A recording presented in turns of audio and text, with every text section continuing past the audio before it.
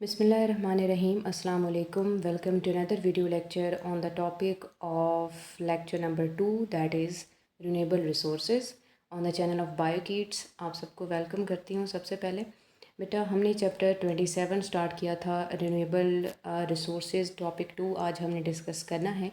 I hope कि आपने lecture first लिया होगा, उसको समझ लिया होगा। अगर आपने लेक्चर फर्स्ट इसका अटेंड नहीं किया तो लेक्चर के आप ज़रूर लें, चैनल के प्लेलिस्ट में जाकर आपको मिल जाएगा, तभी आपको चैप्टर के लेक्चर 2 की काफ़ी अच्छी समझ आएगी। एनीवेज हम अपना लेक्चर 2 स्टार्ट करते हैं। इस लेक्चर के अंदर हम जिन आउटलाइंस को कवर करेंगे उनमें wild life, energy, fossil fuels, hydro electric power और टाइडल पावर होगा। बिकॉज़ इससे पहले हमने लेक्चर 1 के अंदर जो रिन्यूएबल रिसोर्सेज डिस्कस किए थे उसमें से एयर, वाटर और लैंड हम प्रीवियसली डिस्कस कर चुके हैं। So we have to discuss some other renewable resources that includes wildlife, energy, fossil fuels, hydro electric power and tidal power as well. ये हमारे आज के लेक्चर की आउटलाइंस हैं। अब हम वन बाय वन इन्हीं पॉइंट्स को डिस्कस करते हैं इन डिटेल। सबसे पहले हमारे पास है वाइल्ड लाइफ। वाइल्ड लाइफ की जहाँ तक बात है तो वाइल्ड लाइफ का मतलब, इसकी डेफिनेशन ये होती है, all non cultivated plants and non domesticated animals are included in wildlife. Game animal या प्लांट्स की जहाँ तक बात है तो इनमें मेजर सोर्स होता है फूड का फॉर ह्यूमंस, क्योंकि गेम एनिमल्स या प्लांट्स ऐसे ऑर्गेनिजम्स होते हैं जिनकी हम कहते हैं कि लिमिटेड मैनर के अंदर या एक ख़ास मैनर के अंदर आप उनको जो है उनकी हंटिंग कर सकते हैं। यानी कुछ सिलेक्टेड स्पीशीज़ होती हैं जिनके आप लेट से कि 100 में से 5 या 10 की हंटिंग कर सकते हैं। तो इस तरह से हम एनिमल्स को गेम एनिमल्स और प्लांट्स कहते हैं। ये ह्यूमंस के लिए सोर्स ऑफ फूड के तौर पे काम करते हैं। तो यहाँ पे इस पॉइंट के अंदर, इस पहली स्लाइड के अंदर आपको यहाँ पे डेफिनेशन मिल गई है वाइल्ड लाइफ की। All non cultivated plants and non domesticated animals are called wild life. और एक इम्पॉर्टेंट MCQ आपको मिल गया है, game animals and plants have been the major source of food for animal. तो एक डेफिनेशन और पहला MCQ यहाँ से हो गया। नेक्स्ट अगर हम देखें तो ये वाइल्ड एनिमल्स होते हैं, यानी जो एनिमल्स आपके घरों में नहीं रहते, ठीक है, जो जंगल के अंदर रहते हैं, ओपन एरिया के अंदर रहते हैं, नेचर के सर्वाइव करते हैं, उनको हम नाम देते हैं वाइल्ड एनिमल्स का, या जिनको जंगली जानवर भी नाम दिया जाता है, ठीक है। इसके अलावा हम अगर डिस्टर्बेंस ऑफ वाइल्ड लाइफ की बात करते हैं तो जितने भी लिविंग ऑर्गेनिजम्स हैं वो एक दूसरे के साथ इंटर डिपेंडेंट होते हैं, यानी एक दूसरे के ऊपर डिपेंड कर रहे होते हैं। और एक बहुत ही डेलिकेट सा, नाजुक सा लिंक होता है लिविंग ऑर्गेनिजम्स और इन्वायरमेंट के दरमियान, क्योंकि इन्वायरमेंट सपोर्ट करती है लिविंग ऑर्गेनिजम्स को, और लिविंग ऑर्गेनिज्म उसी इन्वायरमेंट के अंदर रहते हुए उसके अंदर बहुत इंपॉर्टेंट फंक्शन या इंपॉर्टेंट रिस्पॉन्सिबिलिटीज़ परफॉर्म कर रहे होते हैं। तो इनके दरमियान एक ख़ास लिंक आ जाता है। लेकिन जहाँ तक ह्यूमंस की बात है तो ह्यूमंस ने इस बैलेंस को बिल्कुल ही डिस्टर्ब किया हुआ है। यानी काफ़ी टाइम से जैसे जैसे हम ह्यूमंस की एक्टिविटीज़ में प्रोग्रेस देख रहे हैं, हमने कल भी ये बात की थी प्रीवियस लेक्चर 1 के अंदर, कि एग्रीकल्चर चाहे एडवांस हो गई है, चाहे इंडस्ट्रियलाइजेशन एडवांस हो गई है, यानी इंसान ने जितना अपनी ज़िंदगी को आसान किया है या एडवांसमेंट की तरफ लेकर आया है, उतना ही ज़्यादा जो नेचर का बैलेंस है, जो वाइल्ड लाइफ का बैलेंस है, वो डिस्टर्ब हुआ है मैन मेड डिसीजंस की वजह से। चाहे वो यूज़फुलनेस के रिगार्डिंग है, चाहे वो हार्मफुलनेस ऑफ वाइल्ड लाइफ के रिगार्डिंग है, उन्होंने हमेशा नेचुरल हैबिटाट को बहुत ज़्यादा डिस्टर्ब किया है। चाहे इंसान यूज़ कर रहा है वाइल्ड लाइफ को तो ऑब्वियस सी बात है कि वो कहीं ना कहीं हार्म होती हैं, उनको नुकसान पहुंचता है। अगर फॉर एग्जांपल इंसान अपने लिए किसी एनिमल की हंटिंग कर लेता है, अब उसने हंटिंग की है क्योंकि उसको फूड चाहिए, लेकिन इससे क्या होगा कि वाइल्ड लाइफ के ऊपर हार्मफुल इफेक्ट पड़ेगा, उनका एक जो इंडिविजुअल है उसकी डेथ हो जाएगी या उसको हंट करके ले जाया जाएगा। तो इस तरह से नेचुरल हैबिटाट जो है वो काफ़ी ज़्यादा जो है वो डिस्टर्ब होती है। तो यहाँ पे बेटा आपको एक क्वेश्चन आ सकता है, how humans disturb wild life, या ये क्वेश्चन भी आ सकता है, what is the effect of man made activities on wild life. तो यहाँ से आपको एक शॉर्ट क्वेश्चन आ सकता है, बहुत इंपॉर्टेंट है, नोट कर लीजिएगा। इसी तरह ऑनवर्ड्स हम ये बात करते हैं कि एज अ रिज़ल्ट जितने भी एनिमल्स और प्लांट स्पीशीज़ हैं, या तो वो एक्सटेंट हो जाएंगे या उनका नंबर इतना ज़्यादा कम हो जाएगा कि वो एक्सटेंशन के करीब पहुंच जाएंगे। On the verge of extension का मतलब है कि एक्सटेंशन के करीब पहुंच जाएंगे। सो इन तमाम एनिमल्स को नाम दिया जाता है एंडेंजर्ड स्पीशीज़ का। एंडेंजर्ड स्पीशीज़ क्या होती हैं? All those species which are near the extent of extinction, near the verge of extinction, are known as endangered species. thousands of plants और animals जो हैं वो आज endangered list में आ चुके हैं क्योंकि humans ने उनको बहुत ज़्यादा यूटिलाइज़ किया है, बहुत ज़्यादा यूज़ किया है। दैट्स वाई वो अब endangered animals और plants की लिस्ट में शामिल हो चुके हैं। यहाँ से आपको एक डेफिनेशन आ सकती है, व्हाट आर एंडेंजर्ड स्पीशीज़, तो यहाँ से आप इसकी डेफिनेशन कर सकते हैं।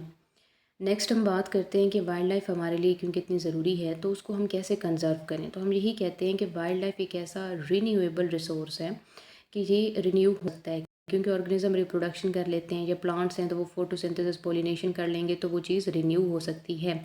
लेकिन अगर बहुत ज़्यादा एक्सट्रीमली इनका इस्तेमाल किया जाता रहेगा, so these can become non renewable under extreme conditions, कि बहुत ज़्यादा इस्तेमाल करेंगे, एक्सेसिव यूज़ करेंगे, तो उससे ये जो वाइल्ड लाइफ है ये जो होती है एक्सटेंशन की तरफ भी जा सकती है।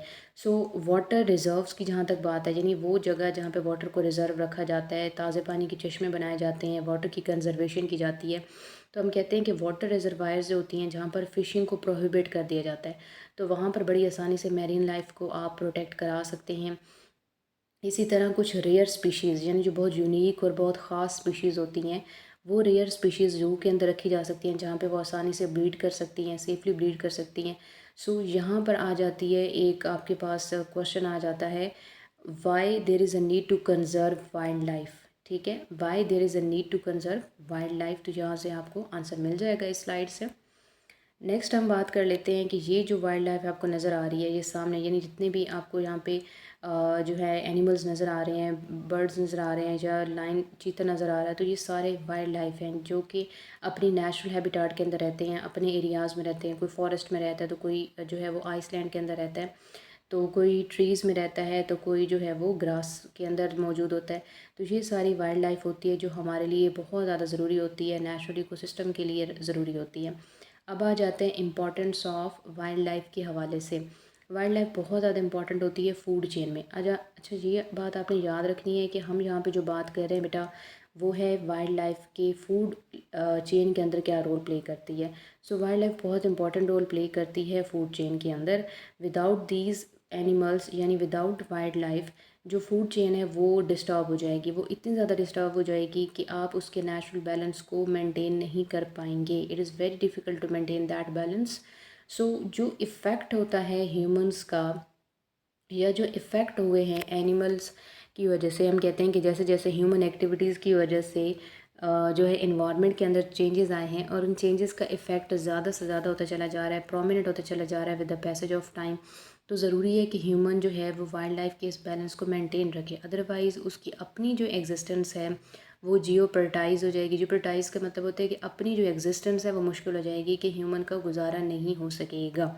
अब इसका एक चीज़ तो ये हो गई कि उसकी अपनी एग्जिस्टेंस ख़तरे में पड़ जाएगी। दूसरी चीज़ हमने कहा है कि वाइल्ड लाइफ का बैलेंस मेंटेन नहीं होगा तो फूड चेन मेंटेन नहीं हो सकेगी। इन दोनों बातों का एक ही रीज़न है। देखिए, एक बात बहुत ऑब्वियस है बेटा, कि अगर हम बात करते हैं वाइल्ड लाइफ की, तो हम फूड चेन को भी डिस्कस कर चुके हैं चैप्टर 25 के अंदर। हमने वहाँ पे ये चीज़ भी डिस्कस की थी कि अगर हम फूड चेन की बात करते हैं तो प्लांट्स के ऊपर हर्बीवोर्स फीड करते हैं, ठीक है। हर्बीवोर के ऊपर कार्निवोर फीड करेगा, कार्निवोर को ओमनीवोर फीड करेगा, फिर इन सारी चीज़ों की डिकम्पोजिशन करेंगे बैक्टीरिया, फंजाई, यानी कि डिकम्पोजर्स। तो इस तरह से एक फूड चेन चलती है। अब फूड चेन के अंदर आप देखें तो वो सारे ही वाइल्ड ऑर्गेनिजम्स हैं, यानी प्लांट क्या है, वाइल्ड स्पीशी है, हर्बीवोर क्या है, वाइल्ड स्पीशी है, कार्निवोर क्या है, वाइल्ड स्पीशी है। और जहाँ पर हम कहते हैं कि ओमनीवोर आता है, तो ओमनीवोर होते हैं ह्यूमंस, ठीक है। यानी फूड चेन के अंदर आप पहले 3 स्टेप देखें, यानी प्लांट्स देखें, प्रोड्यूसर, ठीक है, फिर हर्बीवोर और कार्निवोर, तो वो तीनों वाइल्ड ऑर्गेनिजम्स हैं, ठीक है।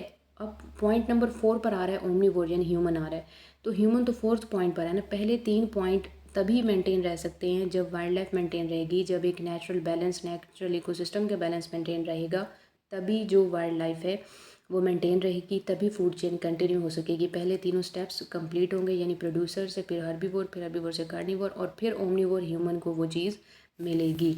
तो इस तरह से क्या है कि वाइल्ड लाइफ हमारे लिए बहुत ज़्यादा ज़रूरी होती है, और वाइल्ड लाइफ जो होती है ये नेचुरल जो फूड चेन होती है उसके बैलेंस को बरकरार रखने के लिए ज़रूरी है। यहाँ पर बेटा आपको एक बहुत इंपॉर्टेंट शॉर्ट क्वेश्चन आता है, how wild life is important to maintain the balance of food chain. How wild life is important to maintain the balance of food chain. इसको नोट कर लीजिएगा अपनी रजिस्टर पर या अपनी बुक पर लेक्चर सुनते हुए, ताकि आपको आसानी हो इनको प्रिपेयर करने में। फिर उसके बाद अब हमारा यहाँ पे वाइल्ड लाइफ का जो एक पॉइंट था वो क्लियर हो गया। यानी सबसे पहले हमने डेफिनेशन देखी, फिर उसके बाद हमने देखा कि वाइल्ड लाइफ की क्या मतलब, हम कहते हैं कि ह्यूमन एक्टिविटीज़ कैसे हुई हैं या उसको क्यों कंजर्व करना चाहिए, फिर वाइल्ड लाइफ की इंपॉर्टेंस क्या है, और रिलेटिव जो भी शॉर्ट क्वेश्चन और एमसीक्यूज थे वो भी मैंने आपको बताए हैं। अब इसके बाद नेक्स्ट जो हमारे पास एक पॉइंट आता है that is energy. Second point है आउटलाइन का। एनर्जी क्या चीज़ है? अगर हम एनर्जी की बात करते हैं तो हर वो चीज़ जिसकी मदद से आप कोई वर्किंग कर सकते हैं, कोई एक्टिविटी परफॉर्म कर सकते हैं, उसको हम एनर्जी ही कहते हैं। चाहे वो लाइट की फॉर्म में है कि आप उससे बहुत सारे काम कर सकते हैं, चाहे वो फॉसिल फ्यूल्स की फॉर्म में है, चाहे वो सनलाइट है, ठीक है, चाहे वो विंड की पावर है, चाहे हम कहते हैं कि वो जो भी किस्म है, लेकिन वो एनर्जी ही होती है। चाहे काइनेटिक एनर्जी है, चाहे पोटेंशियल एनर्जी है, all of these are different forms of energy which are use to perform various function. इसी तरह हम बात करते हैं अगर एनर्जी की, तो हम ये कहते हैं कि shortage of energy that we all have felt in the past decade. यानी पिछले काफ़ी डेकेड्स के साथ, यानी पिछले 10 सालों में, डेकेड कहते हैं 10 साल के अरसे को, कि पिछले 10 सालों में हमने एक रैपिड डिक्रीज़ देखा है फॉसिल फ्यूल्स के अंदर। तो वो कोल ऑयल या नेचुरल गैस के अंदर आया है। तो इनके अंदर क्यों ये डिक्रीज़ आया है, ये चीज़ अभी हम देख लेते हैं। सबसे पहले हम कहते हैं कि एनर्जी को दो तरह से आप क्लासिफाई कर सकते हैं, इन एग्जॉस्टिबल और रीन्यूएबल रिसोर्स। इन एग्जॉस्टिबल और रीन्यूएबल रिसोर्स वो होता है कि ऐसा रिसोर्स हम कहते हैं कि जिसके अंदर जो एनर्जी होती है, इन एग्जॉस्टिबल या रीन्यूएबल रिसोर्स वो होता है जो कि बार बार आप इस्तेमाल कर सकते हैं, जिसको आप यूटिलाइज़ कर सकते हैं। जैसे अभी हम जो पढ़ रहे हैं वो सारे ही रीन्यूएबल रिसोर्स हैं, इन एग्जॉस्टिबल रिसोर्सेज होती हैं। और जैसे कि सनलाइट हो गया, जैसे कि विंड हो गई, जैसे कि हाइड्रो इलेक्ट्रिक पावर हो गई, जैसे कि हम कहते हैं कि सॉइल है, जैसे कि लैंड है, वाटर है, तो ये सारे इन एग्जॉस्टिबल और रिन्यूएबल रिसोर्सेज होते हैं। दूसरी चीज़ आती है एग्जॉस्टिबल और नॉन रिन्यूएबल रिसोर्सेज। एग्जॉस्टिबल और नॉन रिन्यूएबल रिसोर्सेज वो होती हैं जो आप एक दफ़ा इस्तेमाल कर लेते हैं तो दोबारा आप इस्तेमाल नहीं कर पाते, यानी वो ख़त्म हो जाते हैं। जैसे कि फॉसिल फ्यूल्स हो गए, ठीक है, जैसे हम कहते हैं न्यूक्लियर एनर्जी हो गई है।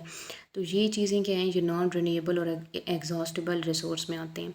अब एनर्जी का हमारा पॉइंट है, उस पॉइंट के अंदर हम अगेन यही चीज़ एग्जॉस्टिबल इन एग्जॉस्टिबल डिस्कस कर रहे हैं, क्योंकि अब हमने इन रिसोर्सेज को एनर्जी के हवाले से डिस्कस करना है। दैट्स वाई हमने इसको इस तरह से क्लासीफाई किया है। सो नेक्स्ट अगर आप देखें तो ये डेली यूज़ की एनर्जी हाउस होल्ड बताए गए हैं कि हाउस होल्ड में अगर आप देखें तो इस तरह से आप यूज़ कर सकते हैं चीज़ों को। हम करते भी हैं वाटर को हीट अप करने के लिए, या हम कहते हैं कि कुकिंग के लिए, लाइटनिंग के लिए, या क्लॉथ्स को वॉश करने के लिए, टेलीविज़न के लिए, या कंप्यूटर्स वगैरह, या कोई भी हमारा कोई एक्स्ट्रा वर्किंग है, तो इतनी ज़्यादा एनर्जी इस तरह से जो है वो यूटिलाइज़ होती है। तो ये एक पाई ग्राफ है जिसमें आपको रेशोज़ बताई गई हैं। ये वैसे तो आपकी बुक के अंदर मौजूद नहीं है, ठीक है, अगर आप सरगोदा बोर्ड की पंजाब टेक्स्ट बुक देखें उसमें ये नहीं है, लेकिन ज़रूरी है कि आपको इस चीज़ का पता होना चाहिए कि वो एनर्जी जो है हम कहाँ कहाँ और कितने % यूटिलाइज़ करते हैं। तो इसको आपने ज़रूर समझना है, इसको नोट भी कर लेना है। बेहतर है यहाँ से स्क्रीनशॉट ले लें ताकि आपको आसानी हो इसको रिवाइज़ करने में। अच्छा जी, अब हम आ जाते हैं इसके पहले पॉइंट पर, इन एग्जॉस्टिबल, यानी वो रिसोर्सेज जो कि बहुत वास्ट होते हैं, जिनको आप आसानी से रिसाइकिल कर सकते हैं, उनको आप इन एग्जॉस्टिबल रिसोर्स या रिन्यूएबल रिसोर्स कहते हैं। फॉर एग्जांपल सोलर एनर्जी, ठीक है, या फॉलिंग वाटर जिसको आप हाइड्रो पावर कहते हैं, गिरता हुआ पानी, या विंड है। इसके अलावा ओशन थर्मल ग्रेडियंट है, वेव्स या टाइड्स होती हैं, वाटर करंट्स हैं, जियोथर्मल एनर्जी है, या बायोमास है, ये सारे होती हैं रिन्यूएबल रिसोर्सेज। यानी ये कभी ख़त्म नहीं होते, ये नेचर के अंदर मौजूद हैं, इसको इन्वायरमेंट ने प्रोवाइड किया है, नेचर ने प्रोवाइड किया है, तो ये बार बार रिसाइकल होते चले जाते हैं। ये बहुत इंपॉर्टेंट हैं, ये आपसे एमसीक्यूज़ में भी बेटा पूछे जा सकती हैं, डिफ़ाइन के अंदर भी आ सकते हैं, यानी वो आपको कह सकते हैं define inexhaustible resources also give some examples, ठीक है, या ये क्वेश्चन भी आ सकता है what are renewable resources, give some examples. तो ये बहुत इंपॉर्टेंट है शॉर्ट क्वेश्चन के हवाले से भी और एमसीक्यूज़ के हवाले से भी। इसके साथ ही दूसरी तरफ हम कंपेयर करते हैं एग्जॉस्टिबल रिसोर्सेज को, यानी वो रिसोर्सेज जो डिप्लीट हो जाते हैं, एक बार इस्तेमाल करने से ख़त्म हो जाते हैं, उनको हम रिन्यूएबल रिसोर्सेज कहते हैं। जैसे कि फॉसिल फ्यूल्स हैं, कोल है, ऑयल है, नेचुरल गैस है, या न्यूक्लियर एनर्जी है, तो ये चीज़ें ख़त्म हो जाती हैं फिर। एक दफ़ा होगा आपने इस्तेमाल कर लिया फिर वो ख़त्म हो जाता है। तो ये भी आपसे शॉर्ट क्वेश्चन भी पूछे जा सकते हैं, एमसीक्यूज़ के हवाले से भी बहुत इंपॉर्टेंट है। क्वेश्चन ये बन सकता है what are exhaustible resources, give some examples, या यूँ हो सकता है what are some non renewable resources. एक क्वेश्चन बेटा बहुत इंपॉर्टेंट है जो हर साल आता है इस चैप्टर में से, वो होता है compare in exhaustible resources with exhaustible resources, या यूँ आ सकता है what is the difference between exhaustible in exhaustible resources, what is the difference between renewable non renewable resources. तो आप कॉलम के एक तरफ जो है दरम्यान में लाइन लगाएंगे और एक तरफ आप इन एग्जॉस्टिबल रिसोर्सेज लिख लेंगे, ये दो पॉइंट बिल्कुल ऐसे ही, और इसके कंपैरिजन में दूसरी तरफ आप एग्जॉस्टिबल रिसोर्सेज की हेडिंग देके तो ये दो पॉइंट लिख सकते हैं। एंड पे थर्ड पॉइंट में आप जो है लिख सकते हैं कि इन एग्जॉस्टिबल रिसोर्सेज को हम रीन्यूएबल रिसोर्सेज भी कहते हैं क्योंकि ये रिसाइकल हो सकते हैं। इसी तरह यहाँ पर थर्ड पॉइंट में आप लिख सकते हैं कि एग्जॉस्टिबल रिसोर्सेज को हम नॉन रिन्यूएबल भी कहते हैं क्योंकि ये रिसाइकल नहीं हो सकते, ये एक दफ़ा यूज़ हो जाएं तो ये रिसाइकल नहीं हो सकते। Once they consume they can never be recycled. ये कुछ इस तरह के रिसोर्सेज हैं कि बाथिंग में भी हम एनर्जी यूज़ कर रहे होते हैं, लाइट यूज़ करते हैं, या हम जो है तो कुकिंग के लिए यूज़ करते हैं, एसी वगैरह यूटिलाइज़ कर लेता है। तो इस तरह से ये जो रिसोर्सेज हैं या एनर्जी होती है हम डेली यूज़ में अपना जो है यूज़ कर रहे होते हैं। फिर उसके बाद हमारे पास जो एनर्जी के बाद पॉइंट है दैट इज़ फॉसिल फ्यूल्स। अब हम फॉसिल फ्यूल्स की बात कर रहे हैं, यानी फॉसिल फ्यूल हमारे पास इन एग्जॉस्टिबल रिसोर्स में आता है, सॉरी फॉसिल फ्यूल्स हमारे पास एग्जॉस्टिबल रिसोर्स में आता है, यानी कि नॉन रिन्यूएबल फॉर्म है एनर्जी की। तो फॉसिल फ्यूल्स क्या होते हैं, they are called fossil fuels because they are remains of plants and animals of the past which became buried due to environmental hazards and were converted into various type of hydrocarbons in deeper layers of earth and sea. यानी इनको हम hydrocarbons या इनको हम fossil fuels इस वजह से कहते हैं क्योंकि ये डेड एनिमल और प्लांट की रिमेन्स होती हैं। ये अर्थ क्रस्ट के अंदर बरिड हो जाते हैं और फिर वहाँ से मिलियंस ऑफ ईयर्स गुजरने के बाद ये डिफरेंट टाइप के हाइड्रोकार्बन्स में कन्वर्ट हो जाते हैं। जैसे एक फ्लो शीट भी मैंने ऐड किया ताकि आपको समझने में आसानी हो कि ये डेड प्लांट था, यहाँ पे डेड एनिमल भी हो सकता है। जब वो अर्थ की ऊपर जो है ना इसको सराउंड कर लेती है अर्थ की लेयर, ठीक है, ये कवर हो जाता है, सॉइल के अंदर चला जाता है, ज़मीन में धंस जाता है। फिर बहुत ज़्यादा प्रेशर और टेम्परेचर की वजह से ये कन्वर्ट हो जाता है पीट के अंदर। वो जब और ज़्यादा नीचे चली जाती है ज़मीन में, उसको प्रेशर और टेम्परेचर फेस करना पड़ता है, वो कन्वर्ट होती है लिग्नाइट में। लिग्नाइट फिर और ज़मीन के नीचे की तरफ चली जाती है सेंटर की तरफ, तो वो कन्वर्ट हो जाती है कोल में। अब कोल जो है वो या तो कार्बन डाइऑक्साइड की फॉर्म में आ सकता है, अगर वो गैशियस फॉर्म में रिलीज़ हुई, बाहर निकली कहीं से, मतलब ज़मीन कहीं से फट पड़ी और वहाँ से बहुत ज़्यादा गैस निकली, तो वो कार्बन डाइऑक्साइड की फॉर्म में होगी। या फिर ये होगा कि वो दूसरी रिसोर्स की फॉर्म में होगा, यानी वो इस तरह से जो है ना कन्वर्ट हो सकते हैं। तो ये एक पूरे का पूरा फ़्लो शीट आपको दिखाया गया है। ये बहुत इंपॉर्टेंट सीक्वेंस है, आपने इसको याद रखना है, ये एमसीक्यूज़ में आपसे पूछा जा सकता है या आपको ये क्वेश्चन भी आ सकता है, give a flow sheet diagram of fossil fuel formation, give a flow sheet diagram of fossil fuel formation, sketch the formation of fossil fuels, या आपको ये एमसीक्यूज़ में भी आ सकते हैं। तो ये एक पूरे का पूरा आपको सीक्वेंस बताया गया जो बहुत इंपॉर्टेंट है, तो आपने इसको लाजमी प्रिपेयर करना है। नेक्स्ट हम कहते हैं कि कोल है, ऑयल है, नेचुरल गैस है, तो ये ऐसे फॉसिल फ्यूल्स होते हैं बेटा that these are 95% of our daily usages, यानी 95% हम इनको डेली यूज़ कर रहे हैं। चाहे नेचुरल गैस है हम वो कुकिंग के लिए यूज़ करते हैं, ऑयल है तो ऑयल के बहुत सारे काम हैं, हम गाड़ियों में डीजल के तौर पर भी इस्तेमाल कर रहे होते हैं, हम और भी बहुत सारी चीज़ों के लिए इस्तेमाल करते हैं। या कोल है, कोयला, ठीक है, कोयला भी हम बहुत सारे कामों में इस्तेमाल कर सकते हैं। कैरोसिन है या प्रोपेन है, तो ये बहुत सारी जगहों पर ये चीज़ें इस्तेमाल होती हैं और हमारी लाइफ की डिपेंडेंस भी इन चीज़ों पर है, हम डेली इसको बहुत ज़्यादा इस्तेमाल भी करते हैं और with the passage of time ये चीज़ें ख़त्म भी होती चली जा रही हैं क्योंकि ये नॉन रिन्यूएबल रिसोर्सेज हैं, ये एग्जॉस्टेबल रिसोर्सेज हैं। एक दफ़ा आप यूटिलाइज़ कर लेते हैं तो वो चीज़ ख़त्म हो जाती है।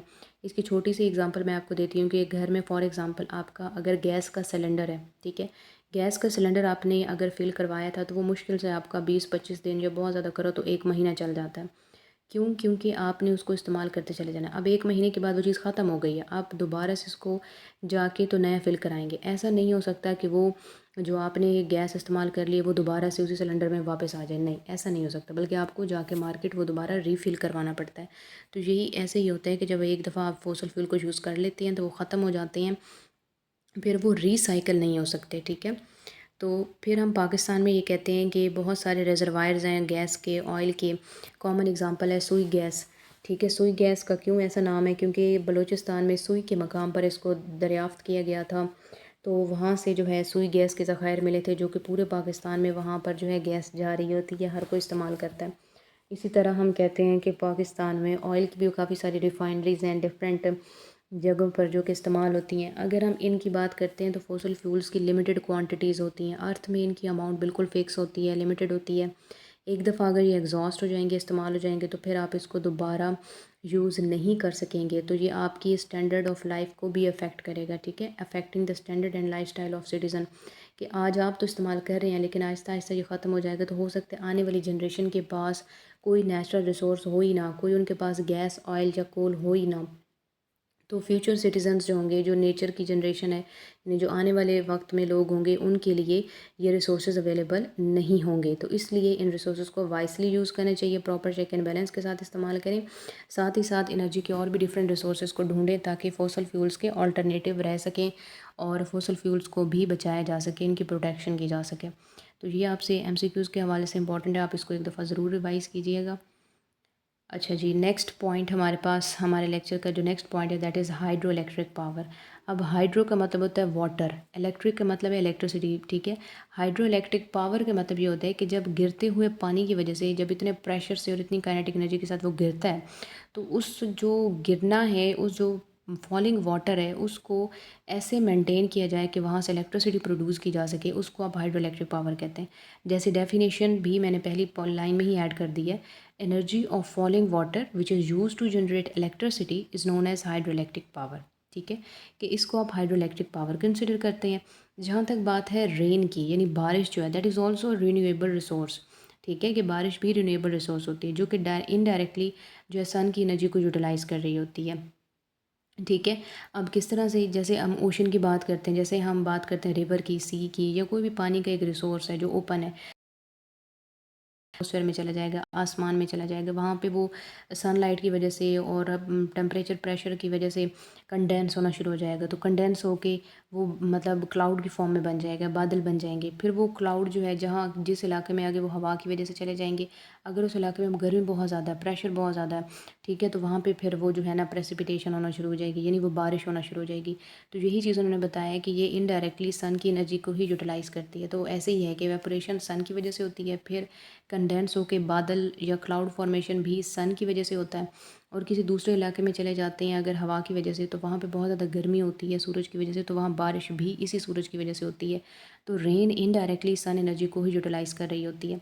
तो रेन वाटर जब हाई एरियाज़ में जाती है, जैसे कि वाटर है, सॉरी, जैसे कि माउंटेन्स हैं, ठीक है, large amount of gravitational potential energy वहाँ पे आती है। तो उन चीज़ों की वजह से जब बारिश होती है, तो क्या होता है कि काइनेटिक एनर्जी जो है ना, वो जो बारिश होती है उस पे क्या होता है कि जो एनर्जी है ज़मीन की तरफ, वो बारिश का पानी जब नीचे की तरफ आ रहा है, पूरी स्पीड से आ रहा है, तो पूरी स्पीड से जब बारिश गिरती है, काइनेटिक एनर्जी उसकी बढ़ती चली जाती है। तो इस चीज़ को भी यूटिलाइज़ किया जा सकता है इलेक्ट्रिसिटी को प्रोड्यूस करने के लिए। अगर डैम या बैराज बना होगा, तो वो जब बारिश इतनी प्रेशर से गिरेगी, तो वो उस चीज़ को स्टोर करता चला जाएगा और इलेक्ट्रिसिटी बनाता चला जाएगा।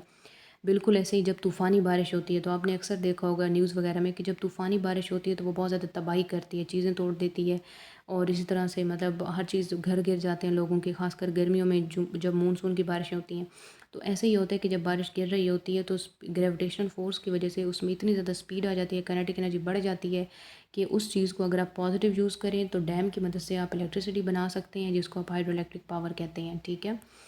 तो यहाँ पर बेटा ये आपको एक हाइड्रो इलेक्ट्रिक पावर दिखाया गया है। अगर आप पीछे की तरफ से देखते हैं, यानी इस तरफ से देखें, तो ये पूरे का पूरा एक जो पूरे प्रेशर के साथ जो है ना पानी आ रहा है, ठीक है। अब यहाँ पर इन्होंने एक डैम बनाया हुआ है, और ये आप देख सकते हैं बिजली के यहाँ पे जो है ना टावर लगे खड़े हैं। अब ये इलेक्ट्रिसिटी टावर जो है ना यहाँ पे मौजूद है, यानी इसको अगर आप थोड़ा सा इस हवाले से देखें कि यहाँ पे वाटर जो है पूरे प्रेशर के साथ आ रहा है, ये पूरे का पूरा एक बैराज बना हुआ है, यहाँ पे आपको इलेक्ट्रिसिटी टावर नज़र आ रहे हैं, ठीक है। और ये आप देख सकते हैं कि पानी पीछे से कैसे आ रहा है और आगे ये इस तरह से उछल के आगे की तरफ जा रहा है, यानी पूरे फोर्स के साथ, पूरे प्रेशर के साथ आगे जा रहा है।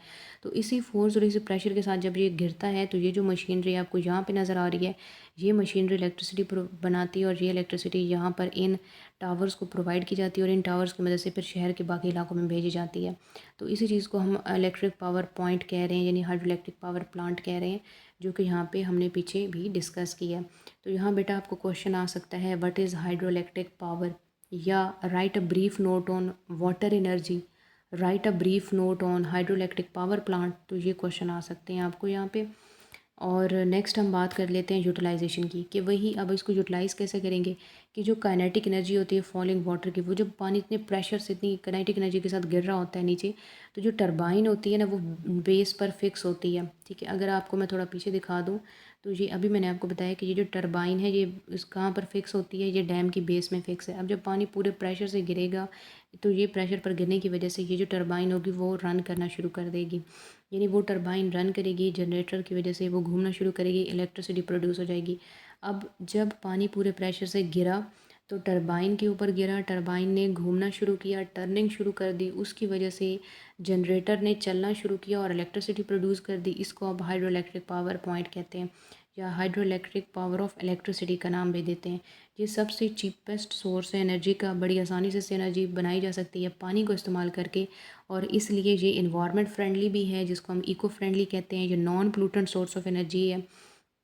तो ये बहुत इंपॉर्टेंट क्वेश्चन है, आपने इसको ज़रूर अच्छी तरह से प्रिपेयर करना है। एंड आई होप कि आपको यहाँ से पॉइंट क्लियर हो गया होगा। Next, hydro electric power plant. अब हाइड्रो इलेक्ट्रिक पावर प्लांट आप यहाँ से भी देख सकते हैं बेटा, जैसे अभी हमने पीछे थ्योरी में बात की है कि ये रिजर्वायर थी, जैसे आपने बड़ी पिक्चर में देखा था। तो ये रिजर्वायर है जहाँ से पूरे प्रेशर के साथ ना पानी इस तरह से गिर रहा होता है। जब पानी यहाँ पर आके गिर रहा होता है ना तो टरबाइन, ठीक है, ये टरबाइन नीचे से इस तरह से घूमना शुरू कर देती है। अब हम इस चीज़ को थोड़ा नीटली देखते हैं कि ये रिजर्वायर इस तरह से पानी लेकर आती है पूरे प्रेशर के साथ। ऊपर तो वो है ना, नीचे प्रेशर पूरे मतलब प्रेशर के साथ पानी आ रहा होता है, टरबाइन पर चलता है, टरबाइन इस तरह से घूमती है। जब टरबाइन घूमती है तो ऊपर का मौजूद जनरेटर इलेक्ट्रिसिटी प्रोड्यूस करता है। जब इलेक्ट्रिसिटी प्रोड्यूस करता है तो आप ये देख सकते हैं कि वायर्स की मदद से ये चीज़ कनेक्टेड है। और लो डिस्टेंस पावर लाइन्स, यानी करीब जो इलेक्ट्रिक पावर का एक हम कहते हैं कि बिजली का खंभा खड़ा हुआ है, या जो हम कहते हैं कि टावर खड़ा हुआ है। अब वो टावर जो उस एनर्जी को रिसीव कर रहा होता है, और वो टावर एनर्जी आगे की तरफ दे रहा होता है बाकी टावर्स की तरफ। तो इस तरह से और जो है ना हाइड्रो इलेक्ट्रिक पावर वर्किंग करती है। मैं अगेन आपके लिए रिवाइज कर देती हूँ कि ये पानी का वो रिजर्वायर है जहाँ पे पानी पीछे से आ रहा था, ठीक है। फिर उसके बाद ये पानी यहाँ से गुजरता है तंग जगह से। जब ऊपर से इतनी प्रेशर के साथ गिरता है और तंग जगह से गुजरता है तो उसकी काइनेटिक एनर्जी बहुत इंक्रीज़ कर जाती है। ये टरबाइन को रन करवाता है, टरबाइन गोल गोल घूमना शुरू करते हैं, सर्कुलेट रोटेशन करना शुरू करती है, जिससे क्या होता है जनरेटर पर प्रेशर पड़ता है और वो इलेक्ट्रिसिटी प्रोड्यूस करता है। ये इलेक्ट्रिसिटी यहाँ से जाती है, पहले उस टावर को जो करीब ही खड़ा था, ठीक है, वो उसको स्टोर कर लेता है, और फिर आगे इसका कनेक्शन होता है शहर के दूसरे टावर्स के साथ। तो ये वहाँ पे पावर हाउस या जो बिजली के घर होते हैं वहाँ पे इलेक्ट्रिसिटी प्रोवाइड करते हैं। तो इस तरह से जो एनर्जी बनाई जाती है, जो इलेक्ट्रिसिटी बनाई जाती है, उसको हम हाइड्रो इलेक्ट्रिक पावर प्लांट कहते हैं। तो ये चीज़ आपके समझने के लिए ऐड की है। अगर आप चाहें तो आप इस डायग्राम को ज़रूर प्रैक्टिस कर सकते हैं, ये बहुत बेहतरीन हो जाएगी और आपको फुल मार्क्स मिलेंगे। ये बहुत अच्छी डायग्राम है, आप इसको आसानी से प्रिपेयर कर भी सकते हैं। अच्छा, नेक्स्ट हमारे पास है हमारे लेक्चर का last point, that is tidal power. अच्छा, टाइडल पावर क्या होती है? जो टाइड्स होती हैं ना, जो लहरें होती हैं, जो हाई टाइड होती है यानी ऊंची लहर होती है पूरे प्रेशर के साथ आती है। जो लो टाइड होती है वो स्लो स्लो आराम आराम से आ रही होती है। जैसे साहिल समंदर पर अगर आप देखें तो साहिल समंदर पर लहरें बड़े आराम आराम से आ जा रही होती हैं, उनको हम लो टाइड्स कहते हैं। लेकिन जब बारिश होती है या जब मौसम ख़राब होता है तो बड़े प्रेशर के साथ जो है ना टाइड्स आ रही होती हैं, तो वो हाई टाइड्स होती हैं, ठीक है। अब टाइडल पावर क्या होता है, हम ये देख लेते हैं कि टाइड्स यानी जो लहरें होती हैं वो mainly gravitational pull of moon और सन, इनकी वजह से बनती हैं सी के अंदर या ओशन के अंदर, यानी समंदर में, या हम कहते हैं सी या ओशन के अंदर। हम ये चीज़ कहते हैं कि ग्रेविटेशनल जो पुल होता है दिन के वक्त सूरज का, सन का, और रात के वक्त मून का, इनकी वजह से टाइड्स क्रिएट होती हैं। और जो हाई टाइड्स भी होती हैं, लो टाइड्स भी होती हैं, ये ऑल्टरनेटिवली आफ्टर 2 वीक्स आती हैं। यानी लो टाइड तो रोज़ का रोज़ चल रही है, लेकिन हाई टाइड जो होती है ना वो हर 2 हफ्ते के बाद मतलब रिपीट होती है। तो ये जो चेंजिंग टाइड्स होती हैं, ये जो हाई और लो टाइड का एक प्रेशर है, ये जो चेंज है, इस चेंज को इस्तेमाल करते हुए आप एनर्जी बना सकते हैं, आप इलेक्ट्रिसिटी प्रोड्यूस कर सकते हैं। तो वो इलेक्ट्रिसिटी, वो पावर जो कि टाइड्स के हाई और लो जो है ना टाइड्स की वजह से प्रोड्यूस की जाती है, उसको हम टाइडल पावर कहते हैं, ठीक है। तो ये चीज़ आप जो है यहाँ से क्लियर रख सकते हैं अपने माइंड में। जैसे अगर आप यहाँ पर देखते हैं, पहले मैं आपको पिक्चर से समझा देती हूँ, फिर इसके आगे हम थ्योरी भी पढ़ेंगे। अब यहाँ से आप देख सकते हैं कि ये ओशन था, ठीक है, यहाँ पर एक उन्होंने बैराज फिक्स किया हुआ है क्योंकि टाइडल पावर बनानी है। तो यहाँ से आप देख सकते हैं कि टाइडल बेसन है कि यहाँ से फ़िक्स क्वांटिटी में जो है ना वाटर आएगा, जिससे क्या होगा कि टरबाइन जो है वो इस तरह से रन करना शुरू कर देगी। जब टरबाइन ऐसे घूमना शुरू कर देगी, ये जो दरमियान वाली ब्लू लाइन है ये ज़ोर ज़ोर से ऐसे सर्कुलेट करना शुरू कर देगी। तो ये जो साथ वाले जो गेट्स खड़े हैं जिनको स्लॉस गेट कह रहे हैं, ये भी बहुत फास्ट स्पीड से मूव करेंगे। जब ये इतनी ज़्यादा स्पीड पे मतलब कि टरबाइन के इस तरह से घूमने की वजह से जब ये पूरी रॉड घूमेगी तो ये सारे का सारा जो है ना इस तरह से सर्कुलर मोशन के अंदर घूमना शुरू कर देगा। इससे इलेक्ट्रिसिटी प्रोड्यूस होगी जिसको अब टाइडल पावर कह रहे हैं। ये टाइडल पावर इस पहले टावर की तरफ जाएगी, फिर यहाँ से दूसरे में, दूसरे से तीसरे में, तीसरे से चौथे और फिर शहर के बाकी टावर्स की तरफ जाएगी। इसको हम नाम दे रहे हैं टाइडल पावर, क्योंकि ये टाइड की वजह से बनाई गई है कि ओपन ओशन में समंदर, साहिल समंदर के करीब, अब ये ओपन ओशन है ठीक है लेकिन ये साहिल है, साहिल के करीब हम कहते हैं कि एक जो इस तरह से जो है ना बैराज छोटा सा बना दिया जाता है और यहाँ से टाइडल बेसन बनाया जाता है। यहाँ फ़िक्स क्वांटिटी में, लिमिटेड क्वांटिटी में लेकिन पूरे प्रेशर के साथ पानी आता है, जिससे टरबाइन सर्कुलेट करती है। तो टरबाइन की जब रॉड सर्कुलेट करेगी तो ऑब्वियस सी बात है कि ये जो स्लाइड्स हैं दोनों, ये दोनों स्लाइड्स भी इस तरह से सर्कुलेट करेंगी। इससे इलेक्ट्रिसिटी प्रोड्यूस होगी जो पहले टावर को जाएगी, फिर वहाँ से दूसरे टावर को जाएगी, फिर वहाँ से जो है ये तीसरे टावर को जाएगी और वहाँ से सो ऑन।